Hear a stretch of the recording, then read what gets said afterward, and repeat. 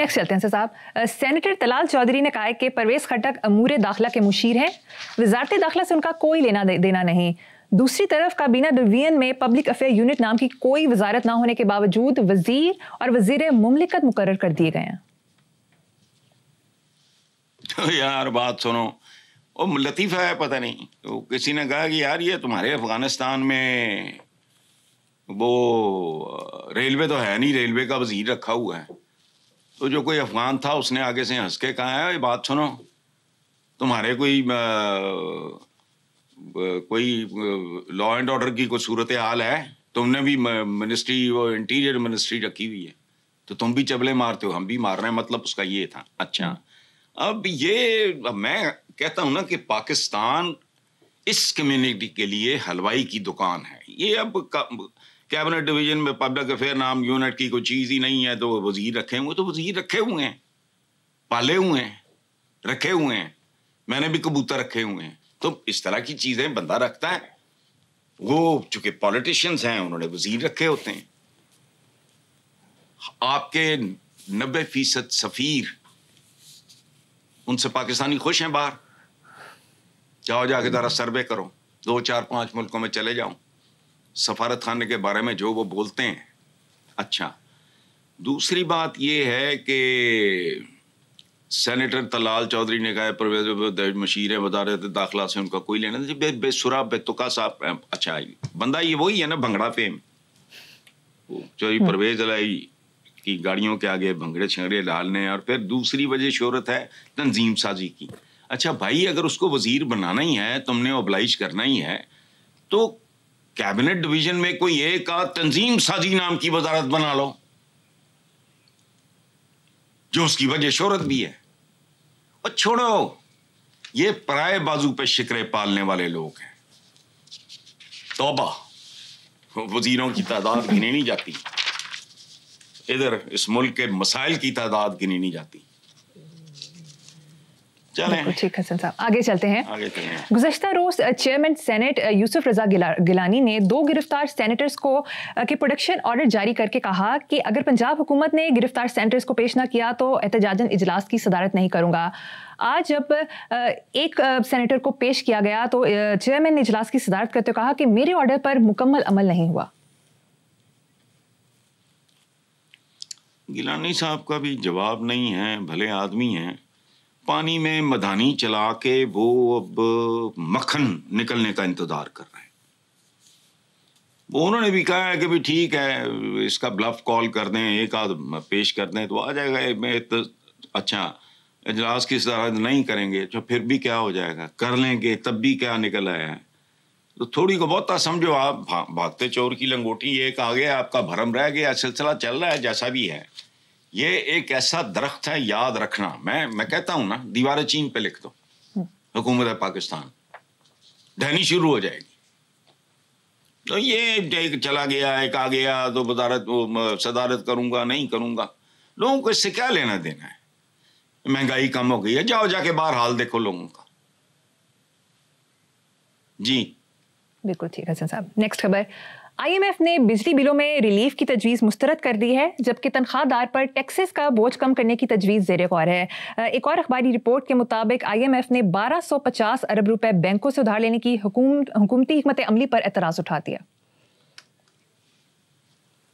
سبحان اللہ یار, پوری دنیا میں گداگری علیحدہ, 1250 ارب, یہ کر کیا رہے ہیں؟ خوشخبریاں یہ روز سناتے ہیں, زمین پہ ہوتی نہیں وہ. اچھا, میں اس پہ کوئی تبصرہ نہیں کرتا, میں صرف ایک بات عرض کرنا چاہتا ہوں. پاکستان کا جو تنخواہ دار طبقہ ہے وہ ان سے انتقام لے, وہ حساب برابر کرے. اپنی اولادوں تک کو کہہ دو کہ ان میں سے کبھی کسی کو ووٹ نہیں دینا, تم اور تو کر کچھ نہیں سکتے. نہ ہم بنگالی ہیں, نہ ہم فرینچ ہیں, نہ ہم رشینز ہیں پرانے جو زارز کے خلاف جو اٹھ کھڑے ہوئے تھے. لیکن ایک کام تو کرو, تنخواہ دارو, اپنی اولادوں کو وصیت کر دو کہ ان لوگوں کو زندگی میں کبھی ووٹ مت دینا، انتقام لو، اور کچھ نہیں کر سکتے. یہ تو کر سکتے ہو. ان کا سارا بس ہی ادھر چل رہا ہے، اس میں کون سا کمال ہے بھائی. جی نیکسٹ خبر ہے صاحب. گزشتہ ہفتے کے آغاز میں ہی رمضان المبارک کے چاند سے متعلق سپارکو نے پیش گوئی کی تھی کہ پاکستان میں رمضان المبارک 2 مارچ 2025 سے شروع ہونے کا امکان ہے. سپارکو کا یہ بھی کہنا ہے کہ عید الفطر 31 مارچ کو ہو سکتی ہے. سپارکو ترجمان نے یہ بھی واضح کیا کہ رمضان اور عید الفطر کے چاند کی رویت کا حتمی فیصلہ رویت ہلال کمیٹی کے پاس ہے. اچھا بات سنو، یہ کمیٹیاں پاکستان دی کمیٹی کدی نہیں نکلی، عوام کی نہیں نکلی، ان کی نکلتی ہیں. اب مجھے بتاؤ 2025 میں وہ ایک سپر ارتھ نام دیا انہوں نے ایک پلانٹ کو جو بالکل زمین جیسا ہے. خلاؤں میں وہ ٹماٹر اگا رہے ہیں، وہ پتہ نہیں کیا کر رہے ہیں، کہاں بلاک تیار ہو رہے ہیں جہاں وہ جا کے وہ کریں گے اپنا فلانا ٹمکانا. عجیب و غریب طرح کی سائنس اور ٹیکنالوجی میں. ادھر کمیٹیاں چند لبن ڈے انہیں. ہمارے ایک دوست ہیں بہت خوبصورت شاعر بھی، اظہار الحق، کالم لکھتے ہیں. انہوں نے چند روز پہلے کالم لکھا، وہ پڑھ لینا، میں اس کی نا تھوڑے آپ کو چند پوائنٹس میں بتاتا ہوں. تنزیہ انہوں نے کہا کہ کچھ احمق سائنسدانوں نے اگلے 100 سال کا کیلنڈر بنا کے چاند نکلنے کے دن اور تاریخیں بتا دی ہیں، لیکن کیونکہ ہم الحمدللہ مسلمان ہیں، ہم سائنس، ٹیکنالوجی اور موسمیات کے علوم پہ یقین نہیں رکھتے. اور یہ تو جذبہ ایمانی، اس کو انٹرپریٹ نہیں کرنا آیا کہ سن 2025 میں جذبہ ایمانی کا مطلب کیا ہے. اچھا آگے اظہار نے لکھا ہے کہ رمضان میں سحری افطاری کے اوقات گھڑی دیکھ کے طے کیے جاتے ہیں. یہ بالکل نامناسب ہے، چونکہ 1500 سال پہلے کہاں گھڑیاں تھیں بھائی. ان گھڑیوں کی حیثیت بالکل اس کیلنڈر جیسی ہے جو کچھ برخود غلط سائنسدانوں نے تیار کیا اور جو اگلے 100 سال کے لیے رمضان کے آغاز اور اختتام کا تعین کرتا ہے. اور دن دیہڑے قوم کو بھی بیوقوف بنا رہے ہو تمہاری گاڑیاں رکتی نہیں، تمہارے سیل فون رکتے نہیں، باقی ہر چیز مانتے ہو، ان کی دوائیاں بھی کھاتے ہو، ان کی MRI میں لیٹتے ہو. کوئی یار کو خدا کا خوف کرو، ان کی ہر ایجاد سے لطف اندوز ہو رہے ہو یا نہیں؟ کیوں؟ مفادات ہیں. اچھا حکم کیا ہے بنیادی طور پہ؟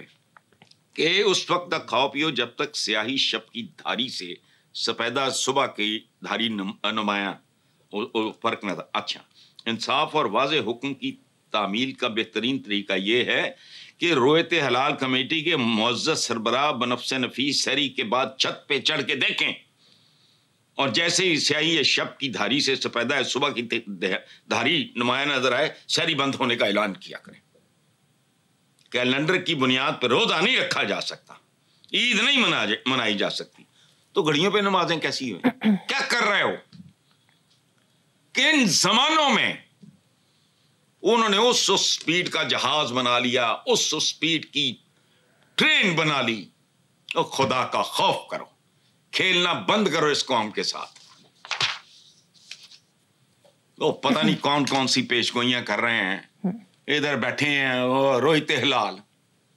کیا رویت ہلال کی کون سی سائنس رہ گئی؟ اب محکمہ موسمیات بند کرو. پچھلے دن انہوں نے خوشخبری سنائی تھی بارشیں آئیں گی، بارشیں آئی ہیں. حالانکہ ہمارے ہاں ارسپانسبل ہوتے ہیں، سیمی لٹریٹ ہوتے ہیں، پوری طرح کوالیفائڈ نہیں ہوتے، میرٹ پہ نہیں آئے ہوتے ہیں. لیکن یہ بنیادی باتیں 2025 میں کیا ہے؟ یہ لگا کہ دوربینہ کھڑے ہیں، عقل تو باہر ہے کام. تھینک یو اظہار اللہ.